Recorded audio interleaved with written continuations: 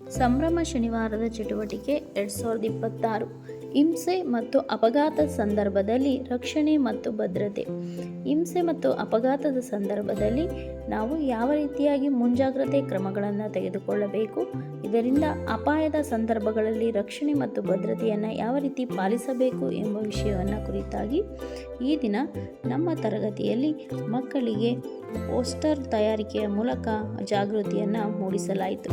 ವಿವಿಧ ವಿಷಯಗಳನ್ನು ಕುರಿತು ಮಕ್ಕಳು ತಮ್ಮದೇ ಆದ ವಿನೂತನ ಶೈಲಿಯಲ್ಲಿ ಪೋಸ್ಟರ್ಗಳನ್ನು ತಯಾರಿಸಿ ಅವುಗಳ ಮಾಹಿತಿಯನ್ನು ತಿಳಿಸುವುದರ ಮೂಲಕ ಈ ಚಟುವಟಿಕೆಗೆ ಒಂದು ಅರ್ಥವನ್ನು ತಂದುಕೊಟ್ಟಿದ್ದಾರೆ. ಆ ಪೋಸ್ಟರ್ಗಳ ಹಿಂಬರಹವನ್ನು ನೋಡೋದಾದರೆ, ನಿಯಮ ಪಾಲಿಸಿ ಸುರಕ್ಷತೆಯಿಂದ ಇರಿ, ನಿಯಮ ಪಾಲನೆ ನಮ್ಮ ನಿರ್ಣಯ, ವೈಯಕ್ತಿಕ ಸುರಕ್ಷತೆ, ಆಹಾರದ ಅರಿವು, ಆಹಾರವನ್ನು ಪೋಲು ಮಾಡದಿರುವುದು. ಈ ವಿಚಾರಗಳನ್ನು ಕುರಿತು ಮಕ್ಕಳು ವಿನೂತನವಾದ ಶೈಲಿಯಲ್ಲಿ ಪೋಸ್ಟರ್ಗಳನ್ನು ತಯಾರಿಸಿ ಅವುಗಳನ್ನು ಮಾಹಿತಿಯನ್ನು ತಿಳಿಸುವುದರ ಮೂಲಕ ರಕ್ಷಣೆ ಮತ್ತು ಭದ್ರತೆಯನ್ನು ಯಾವ ರೀತಿಯಾಗಿ ನಾವು ತೆಗೆದುಕೊಳ್ಳಬಹುದು ಎಂಬುದನ್ನು ವಿವರಿಸಿದ್ದಾರೆ.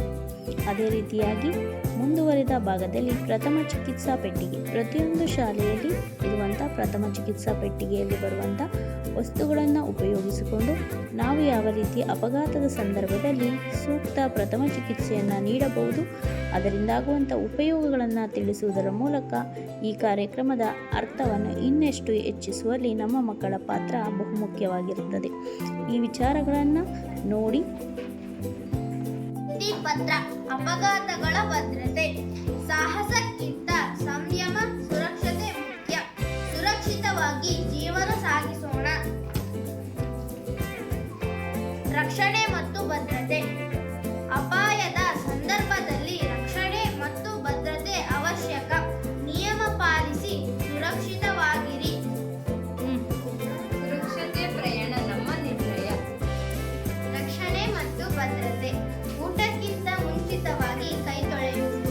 ಶೌಚಾಲಯಕ್ಕೆ ಹೋಗಿ ಬಂದ ನಂತರ ಸ್ಯಾನಿಟೈಸರ್ ಬಳಸಿ ಕೈ ತೊಳೆಯುವುದು. ಕಸವನ್ನು ಕಸದ ಬುಟ್ಟಿಯಲ್ಲಿ ಹಾಕುವುದು. ಶೀತ ಕೆಮ್ಮು ಆದಾಗ ಮಾಸ್ಕ್ ಧರಿಸಿ ಸಾಂಕ್ರಾಮಿಕ ರೋಗಗಳು ಹರಡದಂತೆ ಕ್ರಮ ವಹಿಸುವುದು. ಭಿತ್ತಿಪತ್ರ ಆಹಾರದ ಹರಿವು. ಅವಶ್ಯಕತೆ ಇದ್ದಷ್ಟೇ ಬಡಿಸಿ. ಪ್ರತಿಯೊಂದು ಅನ್ನದ ಅಗುಳಿನಲ್ಲಿ ಶ್ರಮದ ಕೆಲಸವಿರುತ್ತದೆ.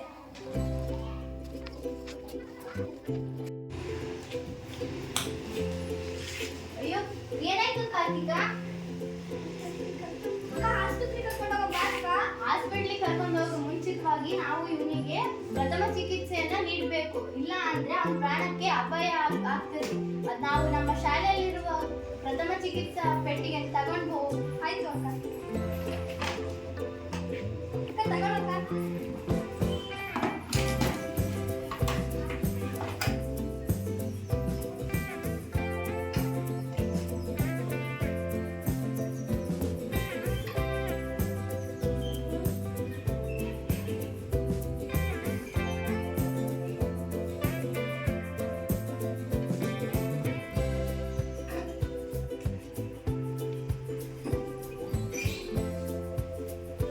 ಪ್ರಥಮ ಚಿಕಿತ್ಸೆ ಅಂದ್ರೆ ಏನಕ್ಕ? ನಾವು ಸೂಕ್ತ ಚಿಕಿತ್ಸೆಗಿಂತ ಮುಂಚಿತವಾಗಿ ನೀಡೋದೇ ಪ್ರಥಮ ಚಿಕಿತ್ಸೆ.